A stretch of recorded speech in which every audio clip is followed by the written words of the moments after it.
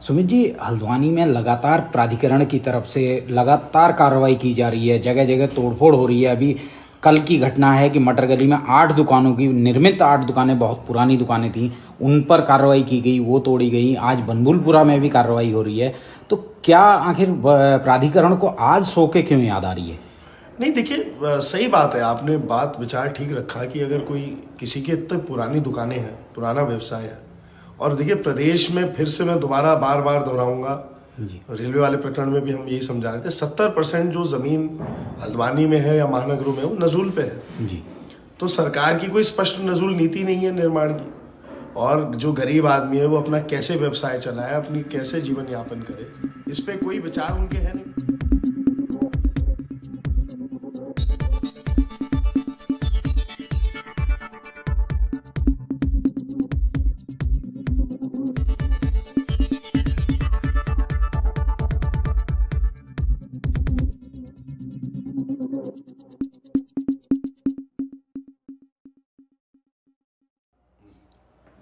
सुमित जी, हल्द्वानी में लगातार प्राधिकरण की तरफ से लगातार कार्रवाई की जा रही है, जगह जगह तोड़फोड़ हो रही है। अभी कल की घटना है कि मटर गली में 8 दुकानों की निर्मित 8 दुकानें, बहुत पुरानी दुकानें थीं, उन पर कार्रवाई की गई, वो तोड़ी गई। आज बनभूलपुरा में भी कार्रवाई हो रही है।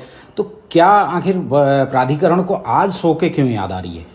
नहीं, देखिए, सही बात है, आपने बात विचार ठीक रखा कि अगर कोई किसी की इतनी पुरानी दुकानें हैं, पुराना व्यवसाय है, और देखिए प्रदेश में फिर से मैं दोबारा बार बार दोहराऊंगा, रेलवे वाले प्रकरण में भी हम यही समझा रहे थे, 70% जो जमीन हल्द्वानी में है या महानगरों में, वो नजूल पे है जी। तो सरकार की कोई स्पष्ट नजूल नीति नहीं है निर्माण की, और जो गरीब आदमी है वो अपना कैसे व्यवसाय चलाए, अपनी कैसे जीवन यापन करे, इस पे कोई विचार उनके है नहीं। प्राधिकरण का भी एक यहाँ पे एक स्वभाव बन चुका है कि गली गली में और मोहल्ले मोहल्लों में इन्होंने अपने एजेंट छोड़ रखे हैं, जो इनको सूचना दे देता है। बेचारा किसी का 60 साल 50 साल पुराना मकान है, दुकान है, उसकी खिड़की की रिपेयर भी कोई करता है तो तुरंत वहाँ पे प्राधिकरण पहुँच जाता है।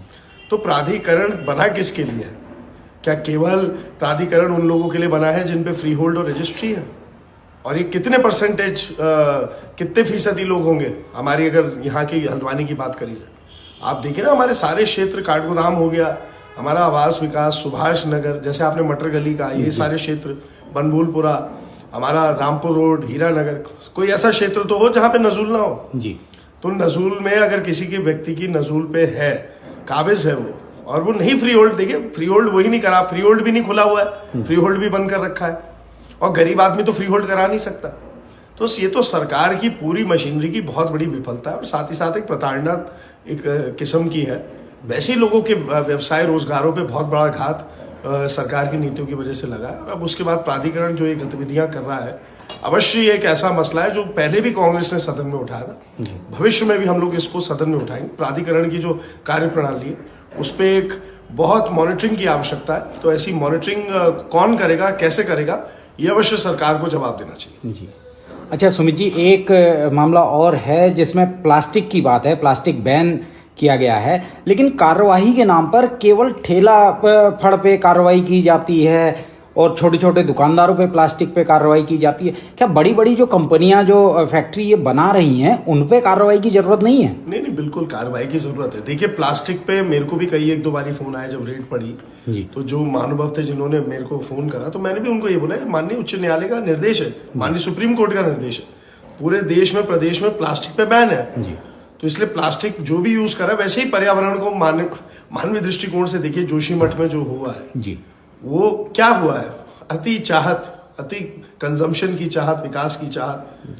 तो इन सारी चीजों का एक जो संतुलन जो पृथ्वी का है वो कहीं ना कहीं बिगड़ रहा है। तो इसलिए अवश्य पॉलिथीन पे सख्ती होनी चाहिए, और मैं बिल्कुल इसके पक्ष में हूं कि पॉलिथीन जो मैन्युफैक्चरिंग जो यूनिट कर रहे हैं उन पे कार्रवाई होनी चाहिए। लेकिन कार्रवाई केवल छोटे व्यवसायियों पे, ठेला जो रेडी पटरी वाले हैं उन पे कार्रवाई। ये सरकार की तो साफ नीति है कि जो गरीब तबका है, जो परेशान मिडिल क्लास है, वहीं पे कार्रवाई ये कर रहे हैं। बाकी सबकी सेटिंग फिक्सिंग इस सरकार की और इस सरकार की मशीनरी से बखूबी हो चुकी।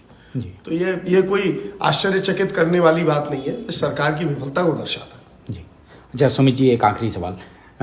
अभी कुछ ही दिन पहले बजट पेश किया गया, देश का बजट पेश हुआ, जिसमें काफी कुछ देखने को मिला। हालांकि बातें काफी लंबी चौड़ी की जा रही हैं, लेकिन युवाओं के लिए खासकर बजट में कुछ नहीं दिखा। तो आपका क्या कहना है बजट के? बजट तो देखिए ऐसा ना, वो हमारी आदरणीय सीतारमण जी हमारी वित्त मंत्री है जी, और व्यक्तिगत तौर से हम सम्मान कर सकते हैं जी, लेकिन असलियत ये भी है। और आने वाले वर्ष जब ये किताबें खुलेंगी पुरानी, तो अवश्य ये बताएंगे कि एक दो बड़े जो उद्योगपति हैं, जैसे जिनकी दूसरे स्थान से 20वें स्थान के पार हो चुके हैं, जी, ऐसे उद्योगपति ये पूरा बजट डिजाइन कर रहे हैं। ये सरकार नहीं डिजाइन कर रही, सरकार इनकी कठपुतली बन के कार्य कर रही है। तो बजट से हम ऐसी आशा रखें कि सामाजिक सरोकार होगा, युवाओं के प्रति उसमें कोई दृष्टि दिशा होगी, महिलाओं के लिए कोई सोच होगी। तो ये सोच विहीन बजट है, ये मुनाफा कैसे कुछ चंद लोगों को मिले उसका बजट है। तो इसमें कोई, फिर से दोबारा दोहराऊंगा, आश्चर्यचकित करने वाली बात नहीं है। अभी भी हमने देखा है जो पूरी अडानी का प्रकरण हुआ है, जिस प्रकार से हिंडनबर्ग रिसर्च ने पूरा अनावृत करा है, फोर्ब्स मैगजीन ने अनावृत करा है। तो देखिए ना किस प्रकार से कुछ भी करके जहां जहां माननीय प्रधानमंत्री जी जा रहे थे, उस देश में अडानी को तुरंत अगले दिन से कॉन्ट्रैक्ट मिल जा रहा है। अडानी का जिसका डिफेंस सेक्टर से कोई मतलब नहीं है, डिफेंस के कॉन्ट्रैक्ट उसे मिल जा रहे हैं, गैस के मिल जा रहे हैं, कोल के मिल जा रहे हैं, रेलवे के मिल जा रहे हैं। तो एक दो लोगों को मुनाफा पहुंचाने के लिए आखिर कब तक इस देश का नुकसान होगा? तो इसलिए अब जनता को जागना पड़ेगा, क्योंकि ये जो धार्मिक उन्माद फैला के राज कर रहे हैं, इससे अगर पार पाना है और देश को विकसित करना है। क्योंकि देखिए हमें ये खुशी, आज की तारीख में क्या होता है, हमारे टीवी चैनल दिन भर क्या दिखाते हैं, पाकिस्तान में क्या हो रहा है जी। हमारे टीवी चैनल जिस दिन ये दिखाने लग जाएंगे चीन में क्या हो रहा है, चीन में प्रगति कैसे हो रही है, मैन्युफैक्चरिंग में चीन कैसे दुनिया का बल देश बन गया। हमारी कंपटीशन चीन से होनी चाहिए, पाकिस्तान से क्यों होगी हमारी कंपटीशन? हमारी कंपटीशन अगर आपको किसी मुस्लिम बाहुल्य देश से करनी है तो यूनाइटेड अरब एमिरेट से करिए, यूएई से करिए। वहां देखिए कैसी संपन्नता है, वहां पे देखिए कैसे विकसित उन्होंने अपने देश को करा। टर्की से करिए, है ना। तो इसलिए पाकिस्तान और ये पाकिस्तान हिंदुस्तान का जो ये नफरत का खेल का ये फायदा उठाते हैं और धार्मिक उन्माद फैलाते हैं, उसकी वजह से ये राज कर रहे हैं। इनकी ना नीति है ना रीति है। ये आने वाली जो पीढ़ियां हैं ये याद रखेंगी कि ये जो गलतियां इस समय सरकार ने करी उनको भुगतनी पड़ेगी। बहुत बहुत धन्यवाद।